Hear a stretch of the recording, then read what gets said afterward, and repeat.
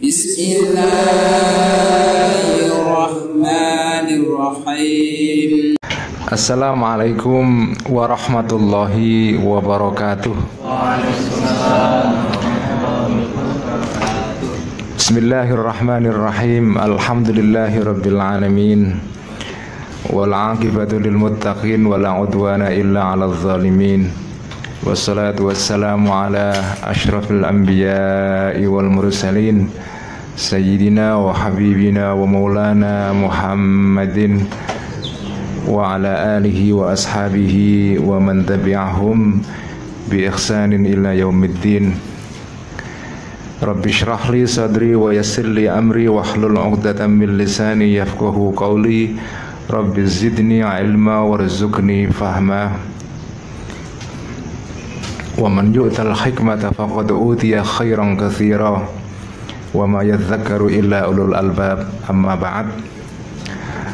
Yang saya hormati teman-teman semua yang hadir di sini pada siang hari ini, tentang hikmah, ya. Ini adalah tema yang menurut saya penting sekali. Menurut saya salah satu puncak kebenaran, ya, yang dikehendaki oleh Islam untuk dicapai oleh semua umat Islam, menurut saya adalah puncaknya itu adalah hikmah, ya. Jadi hikmah itu sebetulnya adalah tujuan akhir beragama, yang di dalam bahasa hadis Nabi itu sebetulnya dibahasakan dengan istilah ihsan, ya. Jadi itu puncak dari kebenaran yang hendak dituju oleh agama Islam. Cuma puncak ini, hikmah ini, itu tidak bisa dicapai dengan ujuk-ujuk. Jadi orang yang menghendaki hikmah dengan cara instan itu sudah pasti nggak dapat. Tidak mungkin mencapai hikmah dengan cara instan. Oleh karena itu, kalau kita berislam, beragama dengan instan, sudah pasti tidak akan sampai kepada hikmah. Karena hikmah itu adalah proses yang pertama, permulaannya adalah dimulai dengan sikap hati yang disebut dengan iman, ya. Itu adalah permulaan, itu adalah startnya, the beginning of being Muslim with hikmah itu adalah iman. Jadi sikap, saya memaknai iman di sini adalah sebagai sikap hati yang tepat menghadap kepada Allah, kepada Tuhan, ya. Itu adalah syarat utama. Kalau tidak ada ini, maka orang tidak bisa punya orientasi atau kompas menuju kepada hikmah. Tetapi iman ini baru merupakan start awal sebetulnya. Dia belum membawa orang kemana-mana. Setelah dia mendapatkan start yang baik ini dalam bentuk iman, ya, kepercayaan yang mendalam kepada Tuhan, maka dia tidak bisa lain kecuali harus menempuh jalan yang disebut dengan syariah. Tidak mungkin hikmah itu dicapai tanpa syariah. Oleh karena itu,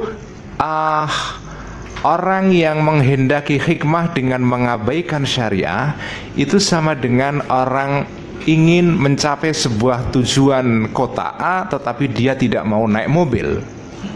Itu tidak mungkin. Jadi hikmah itu harus melalui jalan syariah. Nah, syariah itu sebetulnya, ya, dalam bahasa filsafat kontemporer sekarang, ya, syariah itu bisa kita sebut sebagai proses pendisiplinan sebetulnya.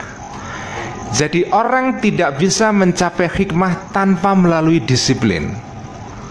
Karena hikmah itu adalah hasil disiplin sebetulnya, atau hasil dari usaha panjang sekali yang konsisten.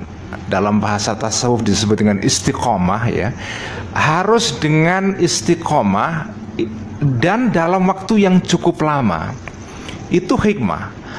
Nah, jalannya itu tidak bisa lain kecuali syariah. Jadi syariah ini sebetulnya adalah semacam struktur. Nah, di dalam syariah ini ada dua struktur sebetulnya ya.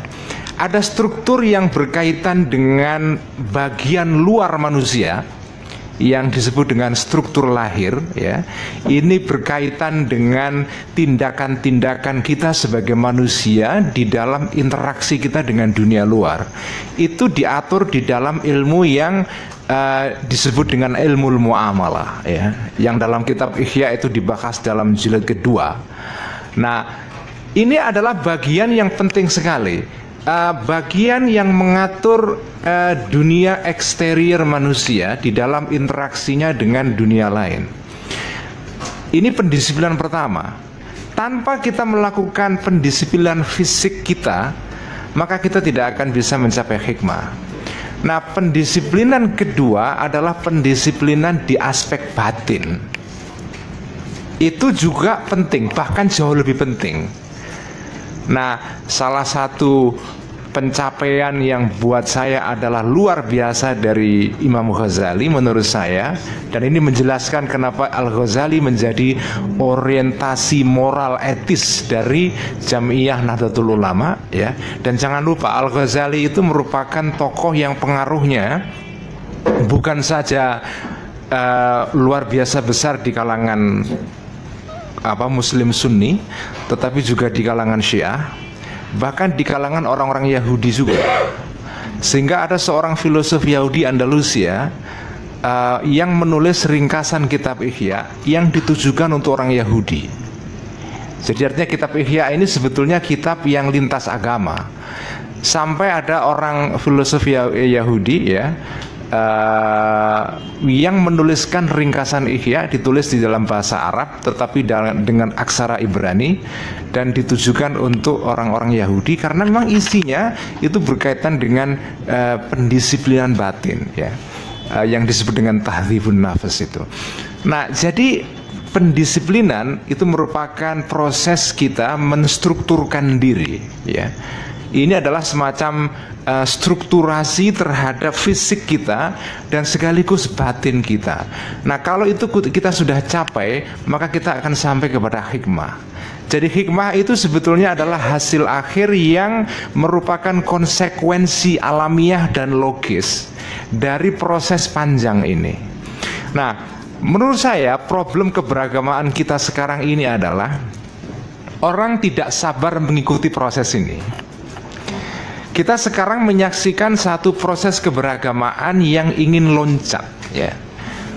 Ingin melakukan akselerasi, itu bahasa sekarang itu. Semua hal sekarang mau diakselerasi. Karena waktunya terlalu pendek, sehingga harus diakselerasi. Tetapi korban dari akselerasi adalah orang tidak mengalami pendisiplinan ini. Ini menurut saya yang menjelaskan kenapa sekarang kita mengalami apa yang sering saya sebut sebagai penjungkir balikan otoritas. Karena kehidupan sekarang kita ini jungkir balik. Jungkir balik dalam pengertian strukturnya nggak jelas lagi. Yang di atas menjadi di bawah, yang di bawah menjadi di atas ya. Orang yang tidak punya kapasitas sebagai Gus mengaku Gus,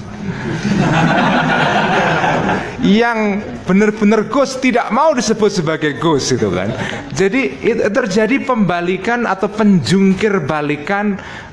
Ini bukan penjungkir balikan nilai-nilai ala Nietzsche, tapi ini penjungkir balikan otoritas sebetulnya. Nah, jadi kita sekarang mengalami situasi seperti ini. Kita mengalami jadi sekarang kita mengalami situasi di mana orang semua hendak mengakselerasi segala hal. Akibatnya adalah kita kehilangan momentum untuk melakukan pendisiplinan diri yang itu dulu merupakan proses yang dilakukan oleh semua orang. Ya, baik para ulamanya maupun para awamnya, itu semua mengalami proses ini. Nah, itu yang sekarang hilang. Nah, sekarang kita masuk kepada bagaimana Islam di Nusantara sekarang ini ya, itu dipraktekkan dengan menggunakan skema tadi yang sudah saya jelaskan itu. Jadi skema yang ingin saya pakai hari ini adalah skema orang menemukan hikmah dengan melalui pendisiplinan yang panjang. Dan itu adalah proses yang tidak terhindarkan, nggak mungkin, ya, tidak mungkin dihindarkan itu. Nah, oke, saya sekarang kan masuk kepada bagaimana ini dipraktekkan di Nusantara, sebagaimana saya alami di dalam komunitas atau keluarga saya dan masyarakat di mana saya tumbuh, masyarakat pesantren, tapi juga di dalam masyarakat yang lebih besar lagi, yaitu Jamiah Nahdlatul Ulama ataupun di luar itu, ya. Saya tidak mengatakan ini khas pada NU saja, tapi juga ada pada ormas-ormas Islam yang lain. Salah satu problem dari Islam Nusantara menurut saya adalah memang ulama Nusantara itu memang ulama yang sebut saja kalau bahasa yang positifnya adalah ulama yang terlalu rendah hati, sehingga mereka tidak banyak menulis karya. Ini beda dengan ulama-ulama Timur Tengah yang karyanya itu banyak sekali. Timur Tengah maupun India, Pakistan, ya, itu karyanya luar biasa. Ulama yang tidak selevel Imam Syafi'i yang rendahan pun, ya, itu karyanya luar biasa. Sehingga kalau orang menstudi Islam di daerah di luar Nusantara seperti Indo-Pakistan ataupun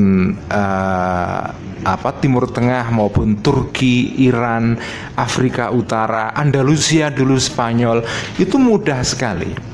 Karena ada bukti-bukti material berupa kitab-kitab yang bisa dibaca. Tetapi saudara-saudara, saya ingin ingatkan, melihat Islam hanya melalui teks itu kesalahan besar. Ini menurut saya salah satu juga kesalahan yang sekarang dialami banyak oleh sarjana barat yang sering disebut dengan Islamisis, yaitu orang-orang barat yang banyak menstudi mengenai Islam.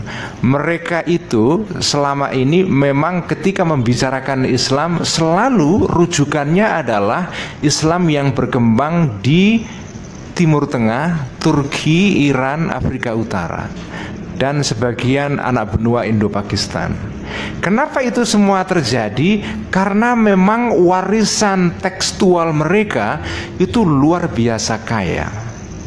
Tetapi itu bukan merupakan potret seluruh dunia Islam atau masyarakat Islam. Nah, ada bias tekstualisme di dalam studi-studi Islam yang dikembangkan oleh kalangan akademis, semata-mata karena mereka itu mau cari gampangnya, menstudi melalui teks. Nah, kalau masyarakat yang tidak memproduksi banyak teks, akhirnya mereka diabaikan. Itu yang menjelaskan kenapa kalau kita tengok studi-studi Islam di Barat saat ini, itu kawasan Melayu itu kurang mendapatkan perhatian. Bukan semata-mata karena kawasan ini jauh dari pusat Islam di Timur Tengah, tetapi juga antara lain sebabnya karena ulama di kawasan ini tidak seprolifik atau produktif ulama-ulama yang ada di Timur Tengah yang menulis banyak buku. Itu yang menjelaskan kenapa di dalam studi-studi Islam sekarang ini ada bias Timur Tengah, sementara kawasan Nusantara kurang mendapatkan perhatian. Dan ini tambahan lagi, studi-studi Islam di kawasan Asia Tenggara, termasuk di kawasan Nusantara ini, itu juga bisa kena jebakan tekstualisme, hanya menstudi ulama-ulama yang kebetulan mereka menulis karya. Nah, kalau tidak menulis karya, maka mereka tidak pernah mendapatkan perhatian. Ini juga merupakan kesalahan menurut saya. Kenapa ini merupakan kesalahan? Karena potret Islam itu tidak bisa dibaca semata-mata. Saya tidak mengatakan teks tidak penting, ya. Tidak bisa dibaca semata-mata melalui teks. Ada dimensi lain di dalam berislam ya, di dalam praktek Islam yang itu hanya bisa dibaca kalau orang itu menceburkan diri, kemudian melihat denyut kehidupan sehari-hari masyarakat Islam, ulama Islam, para kiai, para tokoh-tokoh Islam yang berada, kebanyakan mereka berada jauh dari pusat-pusat perkotaan. Nah, ini tidak mudah karena hanya orang-orang tertentu yang punya kesabaran yang bisa melakukan itu. Salah satu orang yang sabar melakukan ini di antara yang langka itu adalah orang seperti namanya misalnya Martin van Brunesen. Tapi orang-orang lain tidak sesabar dia, tidak sampai kepada jeroan masyarakat Islam semacam ini. Nah, jadi saya mengatakan bahwa melihat masyarakat Islam semata-mata melalui teks itu jelas tidak akan bisa memberikan gambaran yang penuh. Ini yang pertama. Jadi kesalahan tekstualisme itu bukan saja ada di dalam, jadi pandangan yang tekstualistik, kecenderungan tekstualistik itu bukan saja ada di antara kalangan Salafi dan Wahabi, tapi juga ada di kalangan para sarjana Barat. Jadi ada Salafi dan Wahabi di kalangan sarjana Barat juga.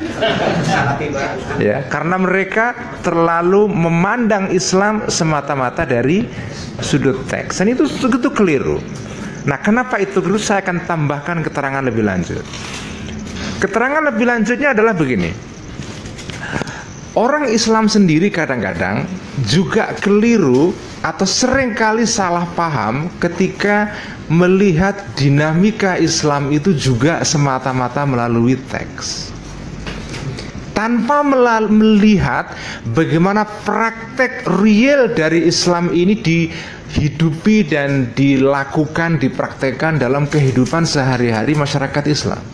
Itu juga penting. Jadi saya ingin mengatakan di dalam forum pagi ini ya, cara atau mindset yang ingin saya perkenalkan kepada teman-teman dan nanti bisa dipakai untuk melihat hal-hal lain. Saya ingin mengatakan ini menurut saya salah satu pendekatan yang penting. Menurut saya di dalam melihat Islam jangan semata-mata Anda melihat teks, termasuk teks kitab kuning. Karena teks kitab kuning itu tidak mewakili seluruhnya apa yang dikerjakan para kiai di lapangan. Apalagi ini teks kitab kuning yang ditulis oleh kiai di luar sana. Bukan praktek atau kitab kuning yang ditulis, karena kitab kuning yang ditulis oleh para kiai Nusantara sebetulnya tidak sebanyak teks kitab kuning yang ditulis oleh ulama-ulama lain di Timur Tengah misalnya. Nah, teks yang ditulis oleh kiai-kiai Nusantara itu jarang. Ya banyak tapi tidak sebanyak, tidak seprolifik jumlah teks-teks yang ditulis oleh ulama lain di kawasan luar Nusantara, terutama di Timur Tengah. Jadi kalau kita melihat mendekati Islam itu tidak bisa hanya semata-mata melihat kitab kuning, tapi harus melalui kehidupan nyata. Saya akan berikan contoh ya. Contoh ini seringkali saya kemukakan kalau di sini ada kebetulan mahasiswa saya di Unusia, saya seringkali mencontohkan ini. Di dalam kitab kuning itu banyak sekali hal-hal yang ditulis secara tekstual yang tidak berkorelasi langsung dengan kehidupan nyata. Ya. Dan nanti di sini saya akan ujungnya kepada teori mengenai hikmah ya. Misalnya saya ambil contoh. Di dalam kitab Fathul Mu'in dan juga di dalam kitab-kitab kuning yang lain itu dituliskan bahwa ada satu bab khusus yang disebut dengan kitabul jihad, kitab tentang jihad. Nah, jihad itu di dalam teks-teks kitab kuning itu standar hampir semua mengatakan jihad itu hukumnya adalah apa? Fardhu kifayah. Jihad itu fardhu kifayah, artinya dia merupakan kewajiban kolektif. Kalau tidak ada seorang pun orang Islam yang menjalankan kewajiban ini dalam 1 tahun, maka semua orang Islam kena dosa. Tetapi kalau ada salah satu yang sudah melaksanakan itu, yang lain bebas dari tuntutan.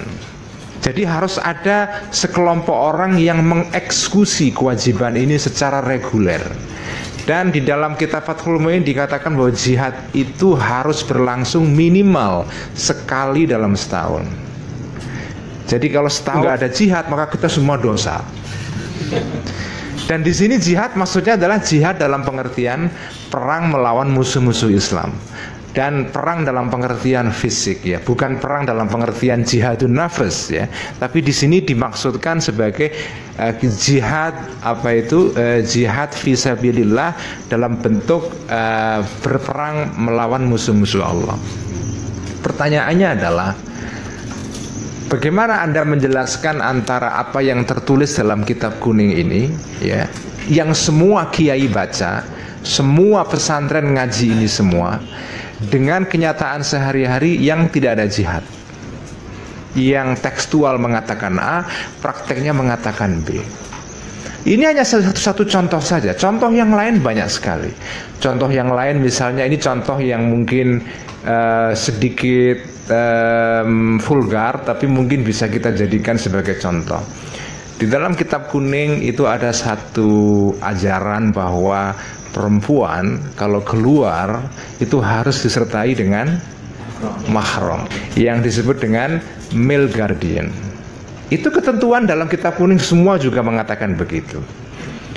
Tetapi kita tahu semua sekarang putra-putra atau putri-putri kiai juga dikirim kuliah ke UIN Jakarta, ke UIN Jogja, kemanapun, ya, kadang-kadang juga di perguruan tinggi umum, dan tidak disertai oleh muhrim, dan mereka juga tidak keberatan.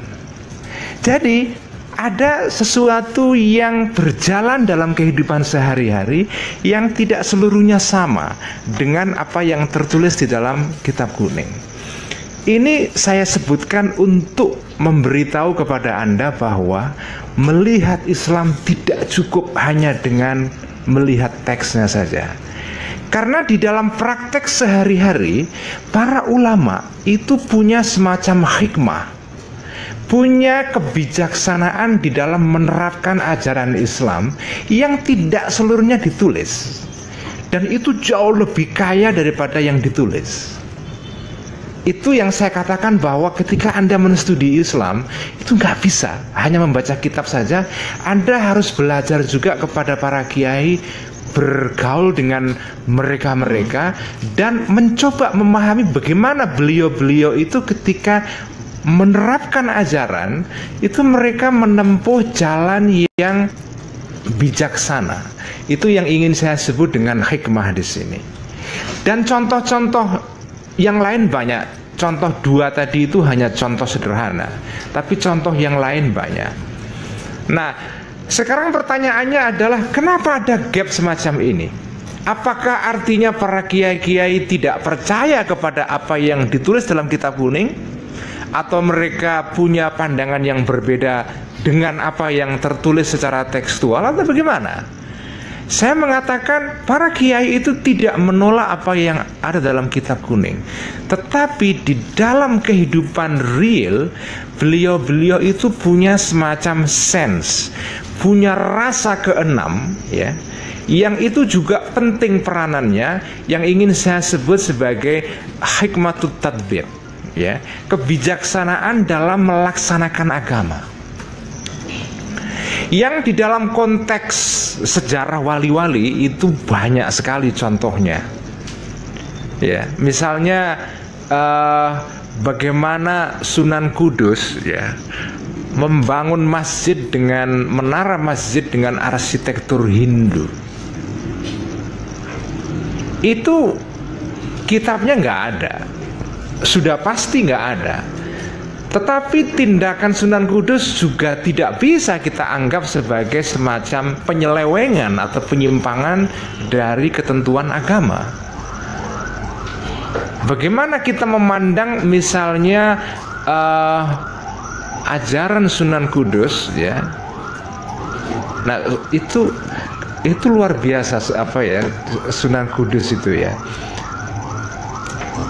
Menaranya arsitekturnya arsitektur Hindu, masjidnya itu disebut dengan Al-Masjidul Aqsa. Kotanya namanya Kudus, Al-Quds. Gunungnya namanya Gunung Moria. Itu gunung yang ada di Israel sana, di Palestina. Saya tidak tahu kenapa kok apakah jangan-jangan Palestina itu ada di Kudus mungkin.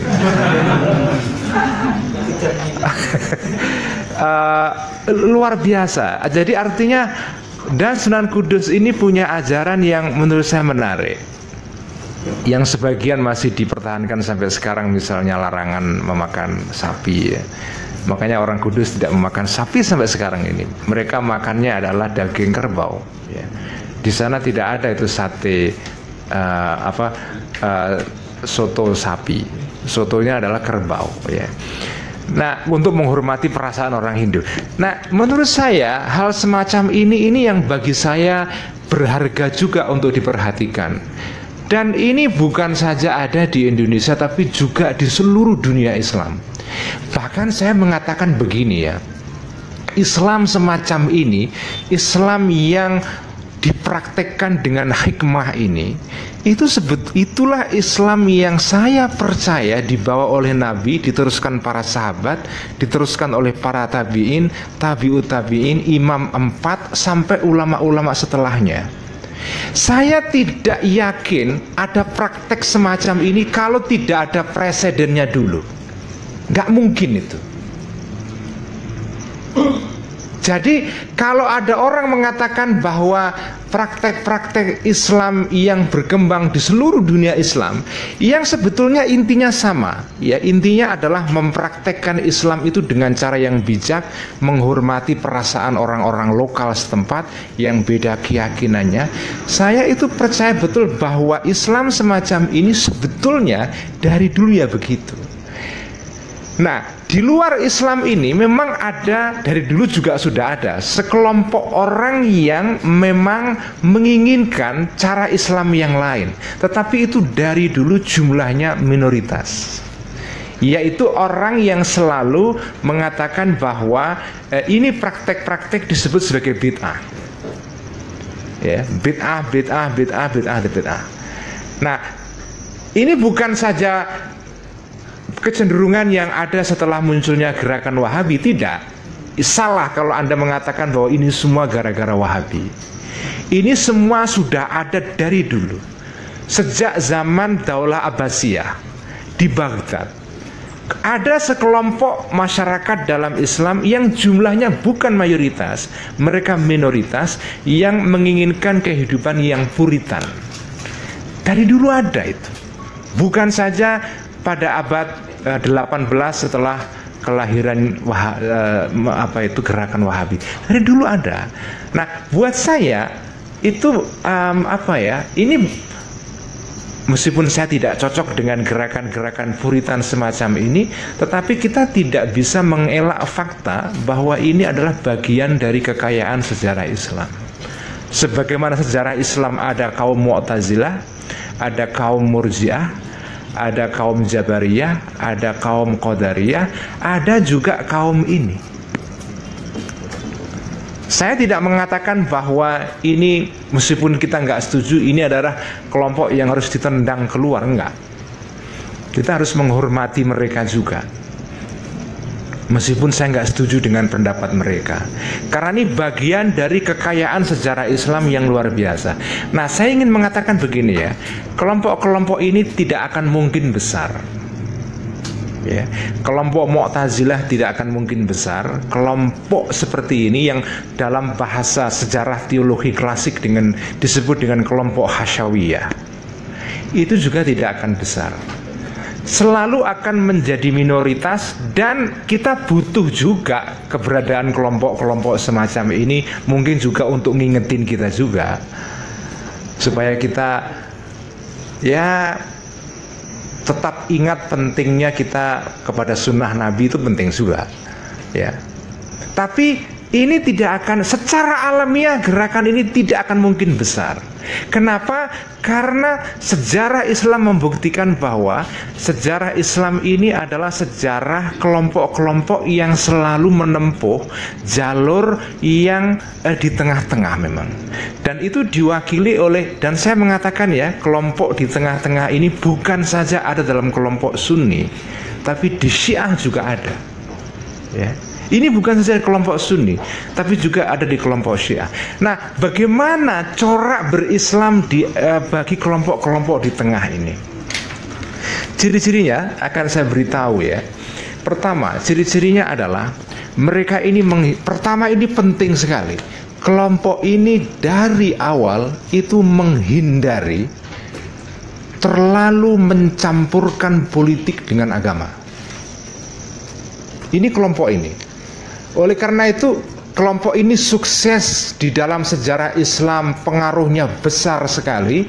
Karena kelompok ini memang dari awal itu muncul sebagai solusi terhadap polarisasi kelompok-kelompok pada zaman dulu yang menghendaki politik ini terlalu jauh masuk di dalam konstruksi teologis agama. Nah, pada zaman dulu ada dua kelompok yang mewakili dua kecenderungan besar ya. Yang pertama adalah kelompok Syiah, yang kedua adalah kelompok Khawarij. Ini kelompok yang memang tidak bisa didamaikan. Saya tidak mengatakan Syiah semua sama, Khawarij juga tidak semua sama. Khawarij itu pelan-pelan juga dalam sejarah mengalami moderasi juga ya. Sebagian mereka sekarang ada di Oman, ada di Afrika Utara, sebagian yang disebut dengan kelompok Ibadi ya. Ya mereka sekarang sama dengan kita-kita juga. Leluhurnya dulu memang radikal sekali, tapi belakangan mereka mengalami moderasi. Nah, jadi kelompok Sunni ini yang kemudian kita teruskan sampai ke Indonesia melalui organisasi seperti Nahdlatul Ulama atau Muhammadiyah atau yang lain-lain, atau di luar negeri. Saya mengatakan ini tidak hanya di Indonesia, di seluruh dunia Islam tuh ya begini. Karena itu saya punya keyakinan yang mendalam sekali bahwa Islam semacam ini itu dari dulu ya, sejak zaman Nabi ya ini. Islam Nusantara itu Islamnya Nabi, saya katakan begitu. Ya, Islam Nusantara itu Islamnya Kanjeng Nabi, para sahabat, para tabiin, para tabiut tabiin. Saya yakin 100% itu. Karena tidak mungkin kalau ini tidak ada contoh sebelumnya. Karena ini cara Islam yang dominan di mana-mana. Di Mesir juga begini, di Afrika Utara juga begini, zaman Imam Ghazali juga begitu, zaman Imam Syafi'i juga begitu, sampai sekarang juga begini. Tidak mungkin ini ujuk-ujuk datang hanya di Indonesia, nggak mungkin. Kalau tidak ada sawabik tarikhiyah, tidak ada historical precedent, nggak mungkin. Sejak dulu ya begini ini. Oleh karena itu saya yakin bahwa Islam Nusantara ataupun apapun namanya, you name it, whatever you want, tapi ini adalah Islamnya Kanjeng Nabi ya seperti ini. Itu pertama, jadi menjauhi polarisasi politik. Karena itu bisa memecah belah memang. Yang kedua, ini yang penting juga, Islam seperti ini dari dulu itu menggabungkan antara dua pendekatan yang disebut dengan pendekatan ilmu nakliyah, ilmu-ilmu yang bersifat tradisional, sumbernya Al-Quran dan Al-Hadis, juga ilmu-ilmu akliyah, ilmu-ilmu yang bersifat rasional. Itu dua-duanya begitu, dari dulu begitu. Jadi dua ilmu ini, ilmu al-ulumun nakliyah was sam'iyah dengan al-ulumul akliyah, itu digabungkan. Anda sebut ulama siapa saja zaman dulu, mereka semua itu tidak mempolarisasikan, mendikotomikan antara al-ulumun nakliyah wal ulumul akliyah.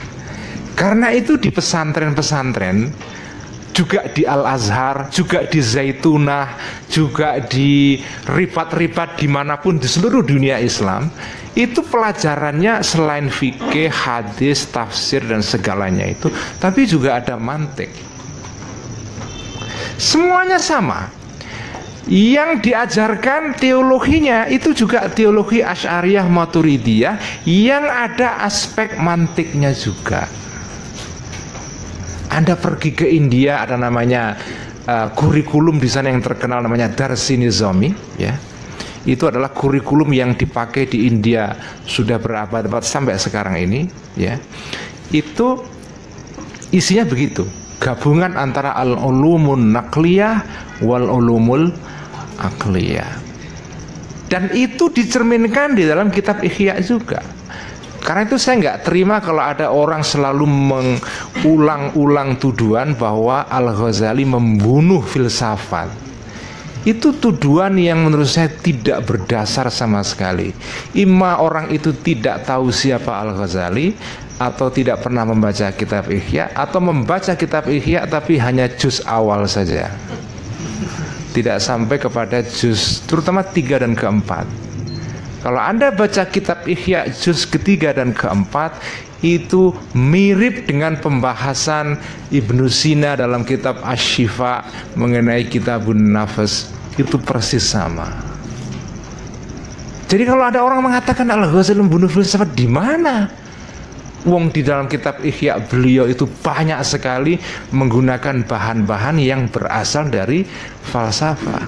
Meskipun tentu saja Al-Ghazali punya catatan-catatan kritis terhadap falsafah yang tidak sesuai dengan akidah Asy'ariyah, sudah pasti, ya.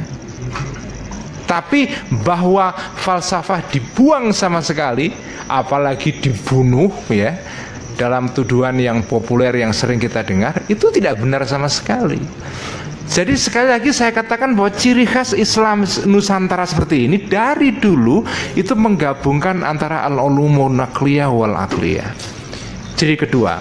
Ciri ketiga yang buat saya penting adalah yaitu tradisi tasawuf. Tradisi tasawuf itu ada dari dulu, ya. Tuduhan bahwa tasawuf, thariqah dan segala macam itu adalah hal yang asing dalam Islam, itu merupakan sesuatu yang datang dari luar Islam, ya, sesuatu yang alien to Islam, ya, itu tuduhan yang salah. Karena seringkali kita mendengar tuduhan-tuduhan seperti itu, bahwa tasawuf atau thariqah itu dianggap sebagai sesuatu yang bukan berasal dari bumi Islam, tapi dianggap sebagai sesuatu yang diimpor dari India, dari Persia, dari filsafat Neoplatonisme atau Plotinus misalnya. Itu sama sekali tidak benar. Bahwa ada kemiripan-kemiripan batiniah antara gagasan-gagasan spiritual dari berbagai tradisi, itu tidak bisa ditolak.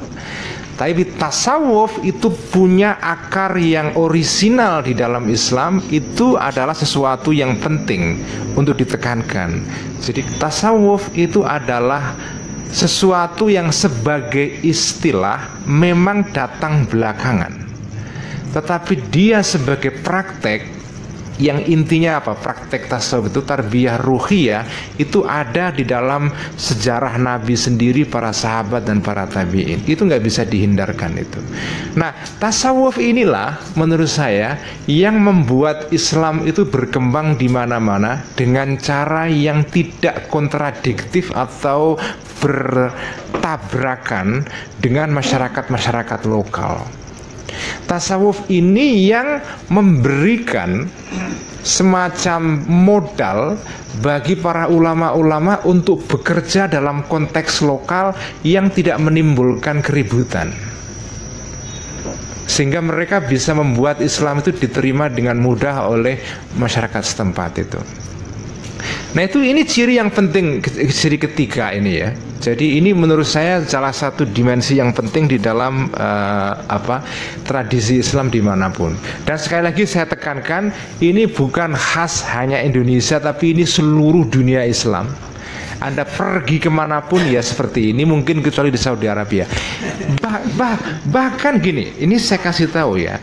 Di Saudi Arabia sendiri, kalau Anda baca laporan-laporan terakhir, karena sekarang ini kan Saudi sedang berubah ya. Sekarang lagi lagi galau, ya kan, di bawah pangeran muda namanya apa, MBS ya, Muhammad bin Salman. Saudi sekarang berubah. Nah, sebetulnya kalau Anda baca apa ya, monograf tentang sosiologi masyarakat Saudi, itu menarik sekali. Pengaruh Wahabi di Saudi itu tidak sebesar yang kita kira sebetulnya. Pengaruh Wahabi di dalam masyarakat Saudi itu tidak sebesar dan semendalam yang kita kira. Memang di permukaan, karena ideologi Wahabi ini dijadikan sebagai ideologi resmi negara, maka dia dominan karena didanai oleh negara. Tapi ini hanya merupakan fenomena permukaan. Jauh di bawah permukaan ini, di dalam kehidupan sehari-hari, masyarakat Saudi itu masih merawat tradisi-tradisi tanda kutip Islam Nusantaranya mereka. Itu masih dirawat. Misalnya tradisi menghormati Nabi dengan selawatan, membaca selawat, membaca apa itu wirid-wirid yang banyak dipakai oleh kalangan-kalangan pengikut tarekat, itu masih ada. Meskipun memang lama-lama karena mereka digerus oleh kebijakan negara yang tidak ramah kepada mereka, akhirnya mereka tersingkir. Tetapi mereka tidak hilang sama sekali. Ya. Di dalam bawah arus itu masih berkembang ini semua itu. Itu nggak bisa kita ingkari itu. Jadi sebetulnya kalau sekarang Saudi itu ingin berubah, sebetulnya mereka kembali kepada khitahnya sendiri sebetulnya. Karena sebelum mereka dikuasai oleh ideologi Wahabi, sebetulnya Saudi itu kan berabad-abad berada di bawah kekuasaan Turki Utsmani. Dan Turki Utsmani itu adalah, menurut saya, itu adalah kekhilafahan yang keren sekali. Tidak seperti digambarkan oleh para aktivis Hizbut Tahrir. Ya. Kenapa tidak saya katakan begitu? Kalau Anda pelajari sejarah Turki Utsmani, itu menarik sekali. Ini kekhilafahan yang keren. Dari segi umur, panjang sekali umurnya, ya. Mereka itu kan mewarisi kekhilafahan Daulah Abbasiyah setelah runtuh. Itu pewaris langsungnya adalah Turki Utsmani. Dari abad 15 sampai tahun 1923 ketika dihapuskan oleh Kemal Atatürk. Jadi ini khilafah yang panjang sekali. Dan yang menarik, khilafah Turki Utsmani itu khilafah yang basis Islamnya, kalau pakai bahasa kita hari ini, itu Islam Nusantara. Yang ciri-cirinya tadi itu menggabung, pertama adalah tidak terlalu mempolitisir agama. Yang kedua, menggabungkan al-ulumun naqliyah wal aqliyah. Dan ketiga, menggunakan atau mengikuti tradisi tarekat dan tasawuf. Karena itu kalau Anda baca bukunya Profesor Khalid Abdul Fadl, ya, yang menurut saya sarankan Anda untuk baca, mungkin dalam bahasa, sudah diterjemahkan dalam bahasa Indonesia, judulnya The Great Theft, ya, pencurian besar-besaran. Di situ diterangkan, salah satu chapter dalam buku itu menarik sekali. Di situ diterangkan bahwa ada satu chapter tentang bagaimana praktek haji pada zaman Turki Utsmani pada abad 17, 18, bahkan sampai abad 19, sebelum tanah Haramain ini dikuasai oleh Saudi, oleh Wahabi. Nah, menurut Profesor Khalid Abdul Fadl, kalau kita baca buku itu, dulu pada saat musim haji itu keren banget. Karena musim haji itu sekaligus merupakan festival para tarekat. Jadi pada saat musim haji itu, tarekat dari berbagai tarekat, ya, dari seluruh dunia Islam, terutama di kawasan Timur Tengah, mereka datang ke sana dan mencari murid-murid, menyebarkan ijazah, ya, kepada semua siapa saja yang kepingin mendapatkan ijazah tarekat itu. Dan kalau mereka punya ritual tertentu, mereka tampilkan di sana. Jadi musim haji itu semacam festival kelompok-kelompok tarekat dari seluruh dunia Islam. Jadi Turki Utsmani itu kekhilafahan yang mengakomodasi semua mazhab dalam Islam, semua tarekat dalam Islam. Jadi ini kekhilafahan yang tidak otoriter sebetulnya, tapi kekhilafahan yang cukup toleran sekali dengan keragaman dalam dunia Islam, sehingga ritual haji itu ritual yang menampilkan keberagaman dalam masyarakat Islam itu. Saya membayangkan kalau itu terulang lagi sekarang, betapa indahnya haji itu, ya. Jadi haji sekaligus bukan saja ibadah, tapi juga festival kebudayaan. Bayangkan, sekarang nggak mungkin itu semua, nggak bisa. Pada zaman Turki Utsmani itu terjadi. Makanya saya katakan Turki Utsmani itu kekhilafahan yang keren. Salah satu penulis orang Turki yang meratapi runtuhnya Turki Utsmani, tapi meratapi bukan dengan cara ala Hizbut Tahrir, ya, tapi meratapi dengan yang benar, yaitu namanya Mustafa Akyol. Dia nulis buku yang harus Anda baca, judulnya adalah Islam Without Extreme. Itu cerita bagus sekali bagaimana Turki Utsmani itu sebagai kekhilafahan itu berusaha melakukan modernisasi diri tetapi tanpa kehilangan akar-akar tradisinya. Keren banget. Sayang sekali dia dihancurkan oleh Kemal Atatürk karena dia nggak sabar. Tapi kalau sabar ketika itu, Turki Utsmani itu bisa masuk ke alam modern sambil tetap mempertahankan tradisi yang lama ini. Nah, ini problem kita sekarang. Memang kita sekarang ini menghidupkan ingin menghidupkan Islam Nusantara, tapi kita tidak punya semacam center Islam seperti ini pada tingkat global. Ini problemnya. Sehingga sekarang ini kita seperti ayam yang kehilangan induk. Dulu semua orang kiblatnya itu ke Turki Utsmani. Saya masih ingat zaman saya kecil dulu itu, orang tua saya itu nyimpan namanya Quran Istanbul. Itu Quran yang, masih ingat nggak? Pernah lihat ya? Quran mbah saya dulu yang masih punya, Mbah Muhammadun Pondoan itu. Jadi itu Quran sebesar jempolan ini.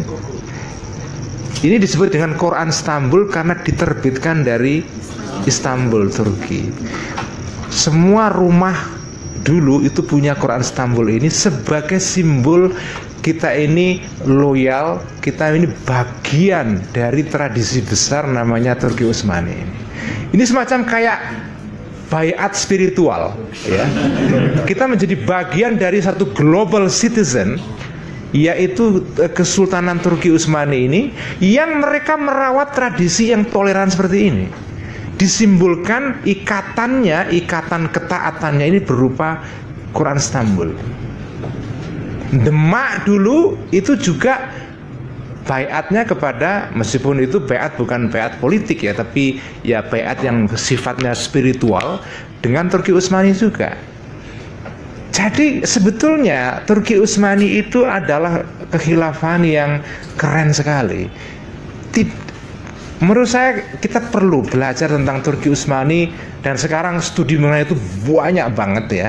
Saya sarankan teman-teman baca itu, karena menurut saya senang sekali ada gagasan Islam Nusantara. Cuma yang saya sayangkan, Islam semacam ini tidak punya center global yang menjadi semacam patronnya yang melindungi ini. Karena bagaimanapun gerakan-gerakan seperti ini kalau nggak ada patronnya yang kuat, mereka akan tersebar dan bisa pudar gitu. Dan pada tingkat tertentu kadang-kadang patron politik itu penting. Patron politik penting, tapi bukan dalam pengertian kita menggunakan politik untuk tujuan agama, bukan. Tapi patron sebagai pelindung tradisi ini. Nah, sekarang yang punya patron betul-betulan secara global ya memang gerakan Wahabi. Gak ada selain itu. Gerakan Islam yang bersifat internasional yang punya patron dan didanai dengan cukup masif sekali hanya Saudi Arabia, hanya Wahabi. Islam Nusantara tidak punya patron seperti itu. Apakah Indonesia bisa menjadi patronnya? Saya tidak tahu. Ya. Tetapi ini Islam yang membawa hikmah semacam ini, itu perlu ada patronnya, perlu ada senternya seperti Turki Utsmani dulu. Meskipun ya sangat susah kita ingin mengembalikan era itu kembali ya, pasti ya nyaris mungkin mustahil. Tetapi saya membayangkan sekarang gerakan ini merupakan gerakan kolektif dari berbagai umat Islam di berbagai kawasan di dunia. Dan Indonesia bisa menjadi semacam leader untuk gerakan semacam ini. Ini Islam yang seperti ini, inilah menurut saya yang bisa menjadi sumbangan kontribusi Islam untuk peradaban dunia sekarang. Dan itu kaya sekali itu. Dan itu tidak bisa hanya dibaca di teks. Anda harus mengerti cara hidup para kiai-kiai ini, para umat Islam, terutama guru-guru tarekat di berbagai negara. Itu Anda harus tahu itu. Memang mereka ini memang mereka bukan gerakan modern dalam pengertian Deliar Nur dalam buku itu sejarah gerakan-gerakan modern. Bukan itu. Ini adalah gerakan Islam tradisional, tapi tradisional dalam pengertian yang positif, ya. Dan ini menurut saya adalah benang merah yang menyambungkan antara kita dengan, saya sih mengatakan, dengan Kanjeng Nabi, ya. Inilah Islam dari Nabi sampai sekarang yang masih kita warisi. Jadi kita banggalah bahwa Islam Nusantara itu Islam sesuai dengan Nabi dan para sahabat. Jadi kalau dikatakan bid'ah ya, just forget it ya. Karena buat saya percaya betul Islam seperti inilah itu yang dari dulu sampai sekarang berkembang. Tentu karena perubahan waktu ada dinamika, ada evolusi. Sudah pasti, tidak mungkin sejarah tidak berevolusi. Tetapi intinya itu sama. Dari dulu sampai sekarang ini itu tidak beda itu. Sekian, semoga bermanfaat. Terima kasih. Wallahu muwaffiq ila aqwamit thoriq. Assalamualaikum warahmatullahi wabarakatuh.